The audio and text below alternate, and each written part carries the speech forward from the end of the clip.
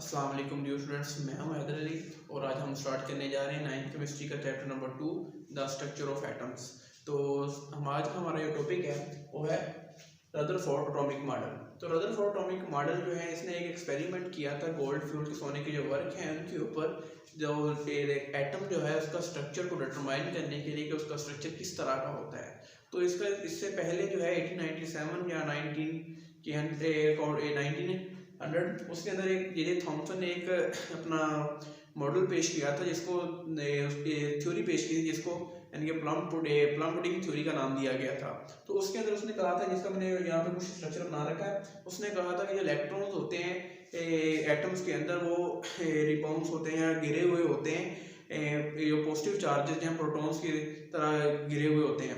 इसकी आप एग्जाम्पल इस तरह ले लेंगे, आपके पास कोई एक तरबूज हो, एक तरबूज को एक साइड से आप उसको काटें, तो उसे काटने जो उसके अंदर बीज होते हैं, तो बीज को आप कुछ लम्हे के लिए सपोज कीजिए कि इलेक्ट्रॉन्स हैं जो उसके अंदर दूसरा रेड जितना भी पोर्शन है, उसने कहा था इसके जितने भी दूसरे रेड पार्टिकल्स हैं वो एज अ प्रोटॉन्स होते हैं, यानी कि इस तरह उसके अंदर नंबर ऑफ इलेक्ट्रॉन्स होते हैं, इस तरह से उसके अंदर गिरे हुए होते हैं प्रोटॉन पॉजिटिव चार्जेस के इक्वल। तो जो कि एक गलत नज़रिया था।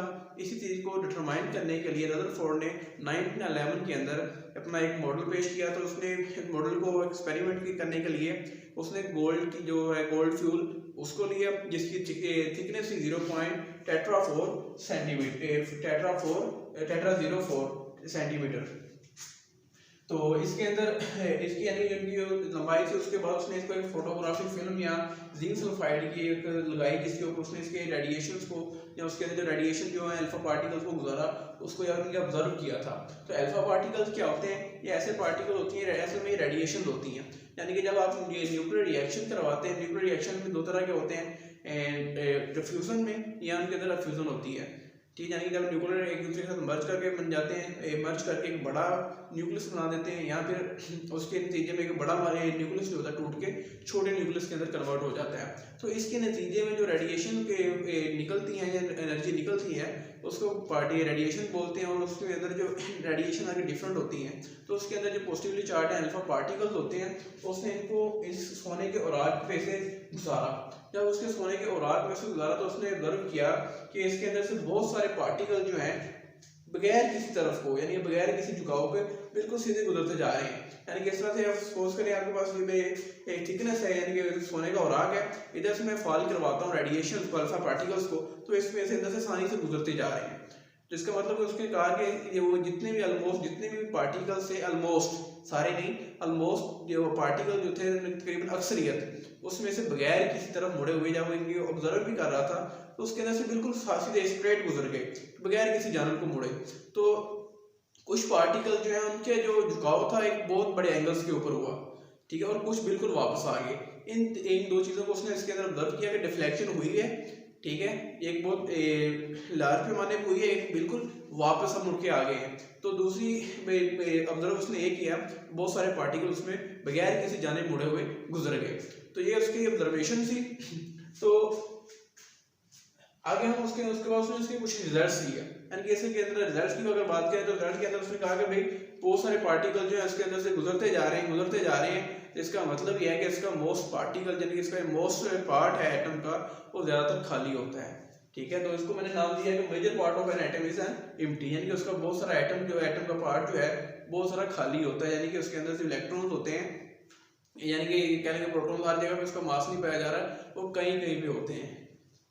उसके बाद डिस्कवरी ऑफ न्यूक्लियस, जब न्यूक्लियस की डिस्कवरी ऐसे हुई कि उसके अंदर कि जब देखा कि कुछ पार्टिकल्स जो कि डिफ्लेक्ट हो गए या बड़े पैमाने के ऊपर, सॉरी बड़े एंगल के ऊपर, या बिल्कुल बाउंस बैक हुए, तो इसका मतलब उसने कहा था कि इसके अंदर कोई चीज़ है, यानी कि वो चीज़ कैसी है भाई, ये पॉजिटिवली चार्ज है, जो कि पॉजिटिव चार्ज है भाई। डिफ्लेक्शन उसी सूरत में हो सकती है जब अब सेम चार्जेस होंगे, जब सेम चार्जेस होंगे तो उसके दौरान वो एक दूसरे को रिपेल करेंगे, यानी कि जब बहुत सारे पार्टिकल जो हैं देखें अब बगैर किसी जानब मुड़ते हुए गुजरते जा रहे हैं, इसका मतलब कि उसका बहुत सारा पार्ट जो है खाली है, पॉजिटिवली चार्ज नहीं है, यानी कि उसके कहीं किसी भी तरह हम कहेंगे उसका जो चार्ज है वो नहीं है, वो एक खास जगह पे जाकर स्ट्राइक किया उन्होंने रेडिएशन से, तब उन्होंने अपनी जो डिफ्लेक्शन तब शो की। यानी कि इसका मतलब जो रिपल्जन जो है यानी कि पॉजिटिव, क्योंकि ये भी आपके पास जो रेडिएशन है ये भी पॉजिटिवली चार्ज है, ये भी पॉजिटिवली चार्ज है, अल्फा पार्टिकल्स जो हैं, तो इसका मतलब जो है इनके सेम चार्जेस हैं, तब ही जब ये सेम चार्जेस के पास जाएंगे तब ये एक दूसरे को रिपेल करेंगे, डिफ्लेक्शन को शो करेंगे। इसका मतलब जो बिल्कुल सीधी गुजर गई, मेजर पार्ट इसका खाली है, इसका मतलब कहीं पे इनकी डिफ्लेक्शन हुई है। इसका मतलब इसका डिफ्लेक्शन हुई है, जिसका मतलब जो है इसके अंदर पॉजिटिवली चार्ज है। तो हमें पता है कि जब पॉजिटिवली चार्ज है तो इसका मतलब जो है वो प्रोटॉन्स होते हैं, क्योंकि प्रोटॉन की डिस्कवरी इससे पहले हो चुकी थी, तो बाद में स्ट्रक्चर का एटम डिटरमाइन करना पॉसिबल था।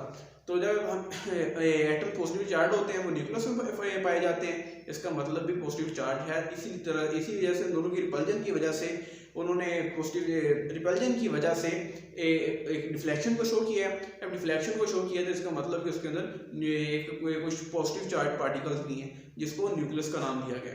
तो हमारे पास नेक्स्ट पार्ट है कि nucleus position in centre of atom.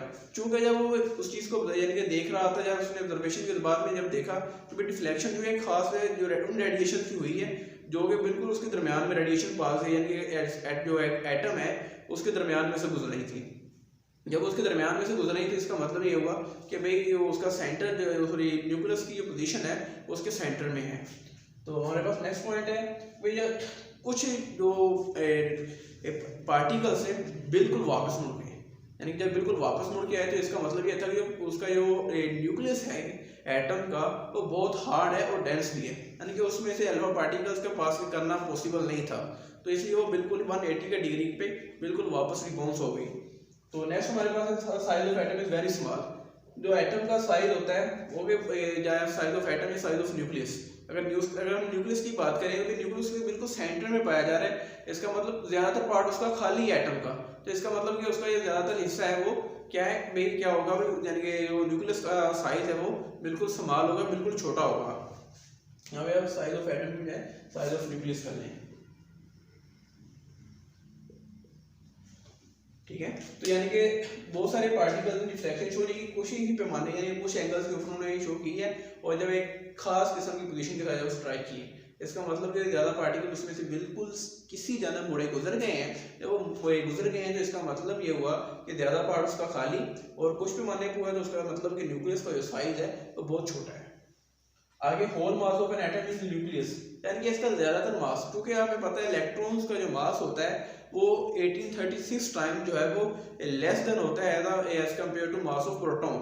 इसका मतलब कि इसका जो मास है इलेक्ट्रॉन का वो बहुत ही कम होता है एज कंपेयर टू प्रोटॉन के मास के। तो जब उसके प्रोटॉन के मास के बहुत कम होता है तो इसका मतलब कि उसका जो मास है निग्लिजिबल होता है as compare to mass of proton. जब उस मास ऑफ प्रोटॉन की निग्लिजिबल होगा तो इसका मतलब जो है इसका जो मैक्सिमम जितना भी मास है वो सारे का सारा प्रोटॉन्स का होगा। जब वो प्रोटॉन्स का होगा तो प्रोटॉन न्यूक्लियस के अंदर पाए जाते हैं, इसलिए हम कह सकते हैं कि whole mass of an atom is nucleus.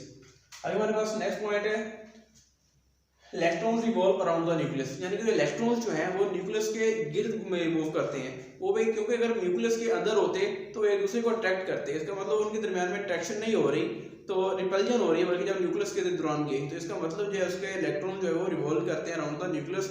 इसी वजह की वजह से इसको प्लैनेटरी सिस्टम भी कहा जाता है। जैसे हमारा यानी कि जो हमारे प्लैनेट्स हैं 9 प्लैनेट्स हैं जो यानी कि रिवॉल्व करते हैं अराउंड सन, इसी तरह इसको इसी बिना पे इसको प्लैनेटरी सिस्टम भी कहा जाता है या प्लैनेटरी मॉडल भी कहा जाता है।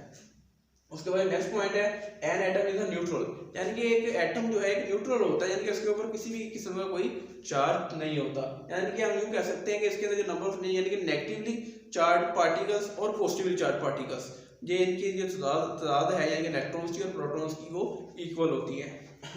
उसके बाद कहता है कि एक्सेप्ट इलेक्ट्रॉन्स, यानी कि उसके बाद उसने 9 पॉइंट दिया तो उसके अंदर कहा कि इलेक्ट्रॉन्स वैसे तो इसके जो बेसिक पार्टिकल जो हैं एक एटम के वो मोर देन 100 है, तो इसके अंदर न्यूट्रॉन वगैरह भी आ जाते हैं। वो कहता है कि एक्सेप्ट इलेक्ट्रॉन, को इलेक्ट्रॉन जो है न्यूक्लियस के गिर्द घूम रहे हैं, तो इसका मतलब कि बाकी जितने भी पार्टिकल्स हैं वो सब के सब न्यूक्लियस के अंदर लाई करते हैं एक्सेप्ट इलेक्ट्रॉन्स। तो ये थे इसका रिजल्ट जो कि उसने आफ्टर एक्सपेरिमेंट जो हमें दिए। तो उसके बाद इसके अंदर कुछ नकाइस भी थे, तो उसके नकाइस की जब बात करें फैक्ट्स की बात करते हैं तो इसके अंदर तो पहले तो हम ये देखेंगे कि उसने कहा था कि जो एक इलेक्ट्रॉन होता है जो इसकी जो बुनियाद थी एक क्लासिकल थ्योरी के ऊपर थी। जब एक क्लासिकल थ्योरी के ऊपर इसकी बुनियाद थी इसके मॉडल की, तो उसके में कहा था कि जो इलेक्ट्रॉन्स होते हैं वो बीइंग चार्ज पार्टिकल रिलीज करते हैं एनर्जी को। जब ये एनर्जी को कहता है कि रिलीज करते हैं तो सपोज करेंगे आपके पास यहाँ पे एक ये ऑर्बिट है, शेल है और ये वाला शेल। तो इसमें वो कहता है कि ये वाला इलेक्ट्रॉन जो है रिलीज करते हैं एनर्जी को। जब एनर्जी रिलीज करते हुए ये एक छोटे यानी कि बड़े एनर्जी कब रिलीज होती है, जब एक इलेक्ट्रॉन हायर लेवल से लोअर लेवल में जंप करता है। जब वो हायर लेवल में से लोअर लेवल के अंदर मूव करता जाएगा, उसका मतलब है कि उसको रिलीज जो है एनर्जी करते रहना चाहिए, और जब वो करता रहेगा आखिरकार उसको न्यूक्लियस के अंदर गिर जाना चाहिए और एटम को फना होना चाहिए। लेकिन ऐसा नहीं होता, एटम अपना वजूद बरकरार रखता है। एक तो ये खास था इसके अंदर, और दूसरा ये था कि उसने इसके बारे में कहा था कि जो आपका एक एटम जो है इसके अंदर जो स्पेक्ट्रम शो करता है। स्पेक्ट्रम असल में क्या होता है कि जैसे कि आप एक रेनबो की मिसाल ले लें, जिसको कंटिन्यूस स्पेक्ट्रम बोलते हैं, यानी कि उसके अंदर कोई बाउंड्री लाइन जो है वो वाज़ेह नहीं होती।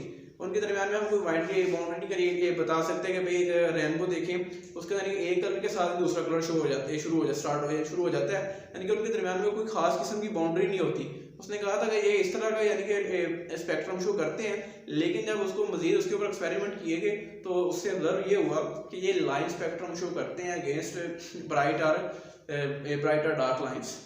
तो ये इसके अंदर जो डिफेक्ट्स थे, फिर उन्होंने इसके मॉडल को, लेकिन इसने काफ़ी हद तक जो एटम का स्ट्रक्चर को बारे में बात, यानी कि एक अच्छा कदम उठाया था इसने, यानी कि ताकि वो एटम के स्ट्रक्चर के बारे में एक अच्छी काविश थी इसकी।